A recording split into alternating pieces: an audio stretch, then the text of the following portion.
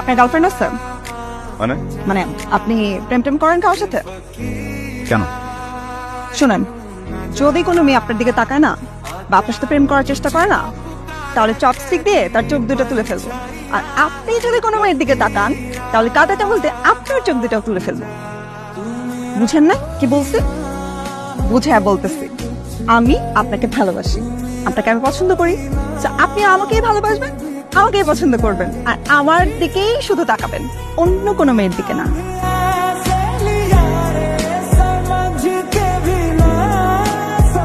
তখন যা বলছি একদম ফিলিংস থেকে বলছি।